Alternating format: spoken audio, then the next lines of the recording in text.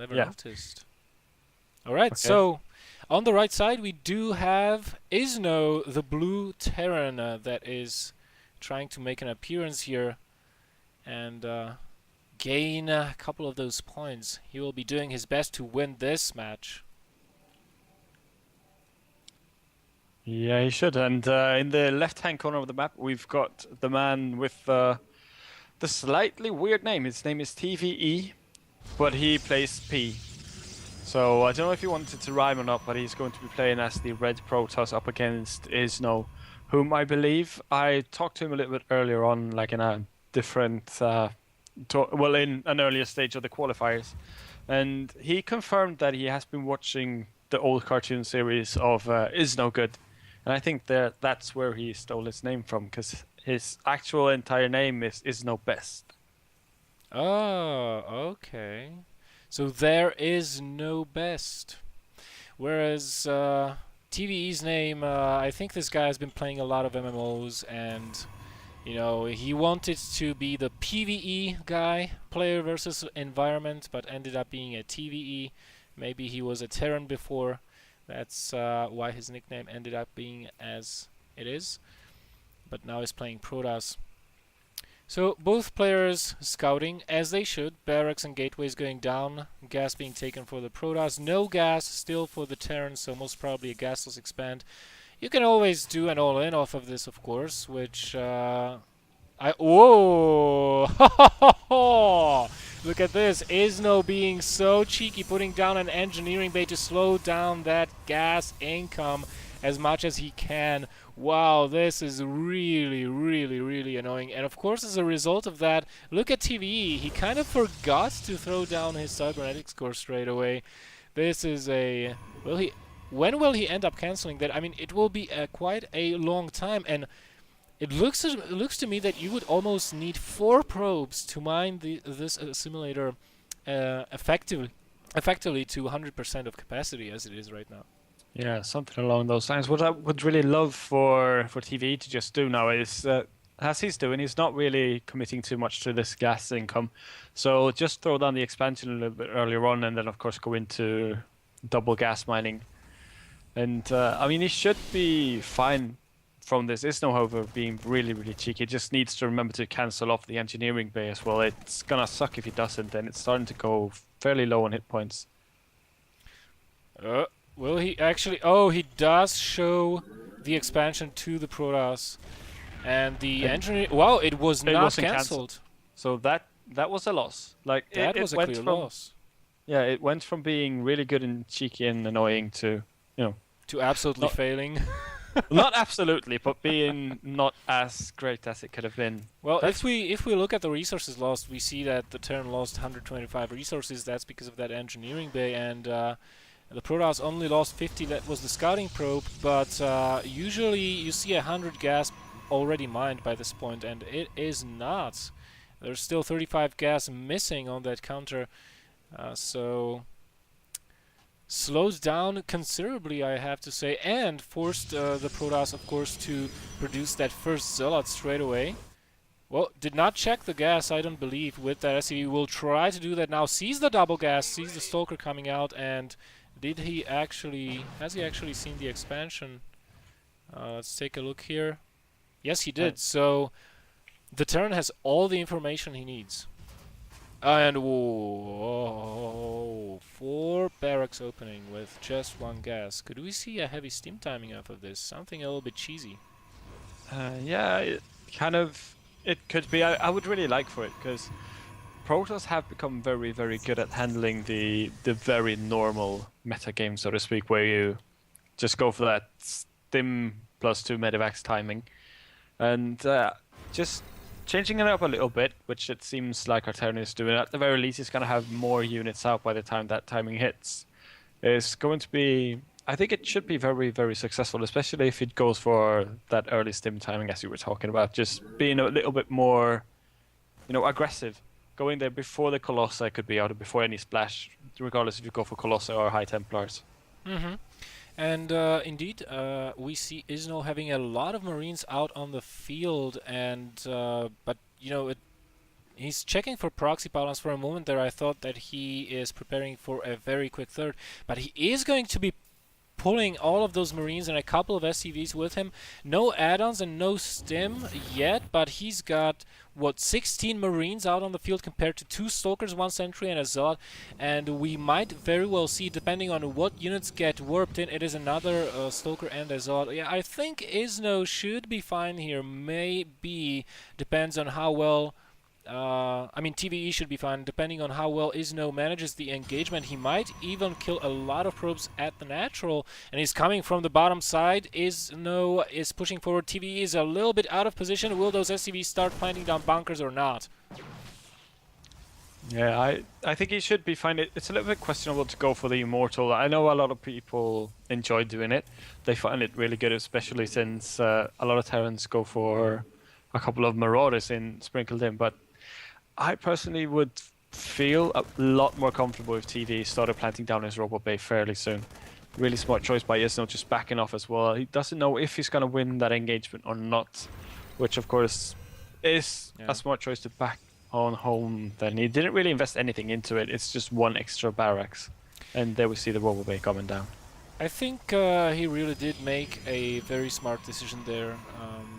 By pulling back, because maybe he could have gotten, you know, a Stalker, a Sentry, but really with 3 gates just backing this up, there was a high risk of him losing at least half of that force.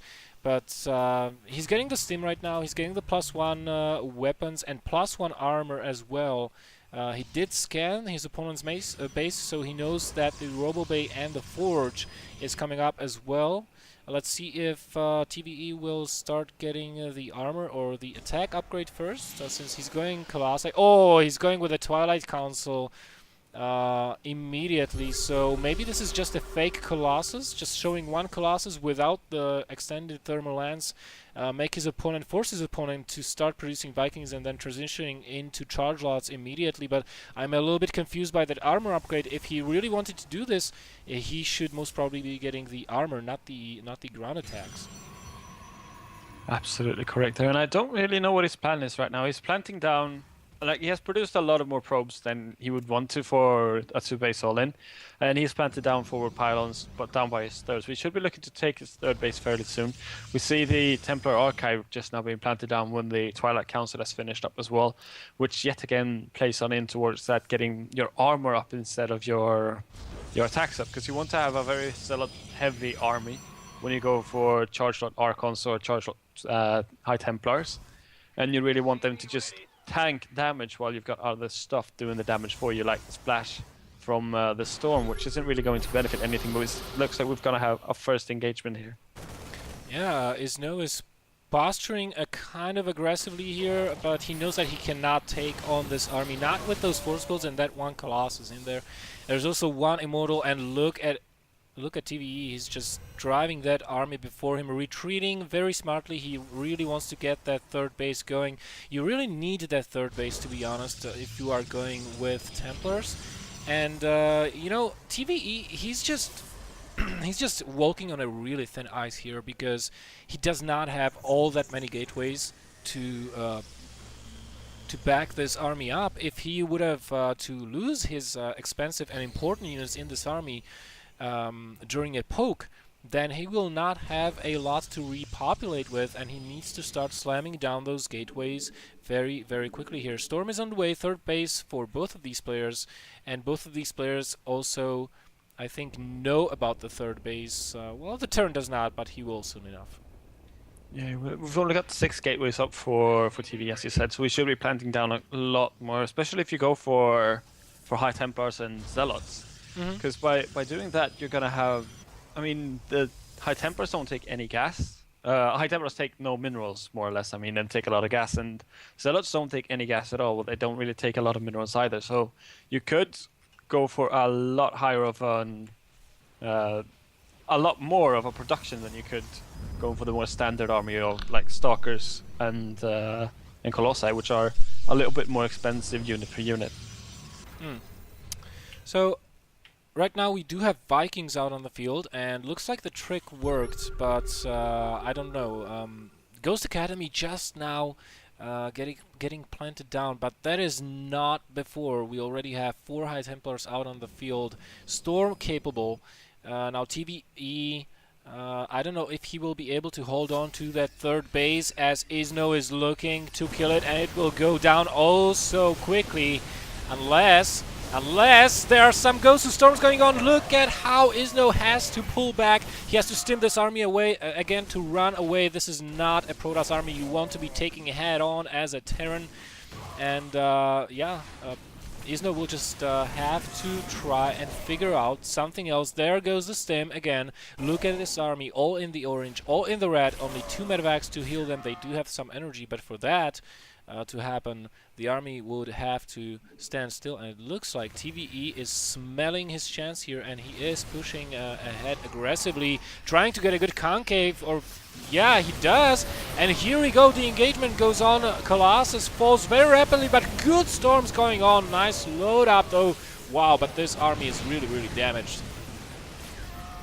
Yeah, it really is. I mean, TV smelled blood in the water on this map in particular and just went straight on for it. One more storm on that ramp and the entire army should just evaporate. Not really hitting it properly.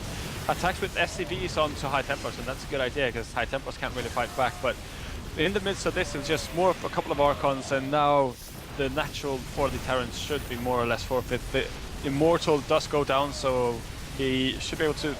Actually, it's going to push this on back. We could see a force field on the ramp to just keep stuff in there, and then we see the force field. It whiffs a little bit, so the Terran army should be able to just trickle all down. But he has saved his natural, which is really, really good for him right now. He could just lift off that command center over on the third, but he's lost a lot now. The problem is he is going to lose the third, most probably.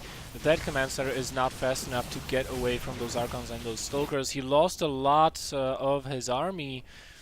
And TvE in a good spot. The only thing he has to be worried about right now are drop counterattacks, and he does have his fourth on the way as well. He's getting a second robo facility, so he will switch back into Colossi production. And right now, what Izno needs to do, not only he needs to drop and cause econ damage to his opponent, he also needs to scout very well. What is the ratio of units for TvE? What is his composition going to be? Pushing ahead straight into a Zealot line is not the thing he should be doing right now. No, that would be a very, very bad idea, but it seems like that's what he wants to do right now. His army is a lot smaller than the Protoss as is, so he cannot be this aggressive with it. Charge loss moving on in, he needs to stim up to just get away from there, but he don't really have any medevacs out yet either. He's just got 3 of them, and they will be all out of energy for as soon as they've healed up this army, and after that there'll be no more healing, so he cannot really stim, because every stim will cost, you know, permanent damage onto his army right now. That is true. Now the only thing and the only reason Izno is still in this game is his upgrade advantage. He is on 2-2, very shortly 3-2 upgrades, whereas the Protoss is does not even have armor upgrade of any kind, and he's just now in about a minute or so will be finishing his +2 attack. But does it even matter with all this econ that TvE has got going for him? 86 probes? Are you kidding me? Yeah, it is an absolutely insane amount of probes, and I mean, Izno's tried to do the smart thing as well with mining minimal amounts of gas and maximizing on his minerals. But if we take a look at his natural, now that we've got the little counter, we see that it's 24 out of 18. So we could actually just mine gas without losing any, you know, mineral income. And he has completely mined out in his main. Well, he's got 1 patch with 180 left on it, but 11 SCVs onto that one, so it's not really benefiting him right now. So he's down to more or less a half base. So I mean, he's in a really rough spot, especially with his army being caught off like this, because it can't really escape on home. The medevacs have now lost all of their energy, so every single stim will guaranteed bring this army further on towards its death. It's just like he got rid of all of the Zealots, but here come the High Templars. I don't think there's enough room for him to maneuver around this, and he has lost the majority of his forces yet again. And TvE has been trading very, very cost efficiently this whole time. Look at this, resources lost 9,500 compared to 12.4. I think GG is not far away from this point. TvE will just push one last time into Izno's main base. 3 Colossus with no units countering them, and there's a Graz coming out of Is No Better. A thank you. And always lose when I get streamed comment from him. And there we have it, ladies and gamers. First game of today concluded.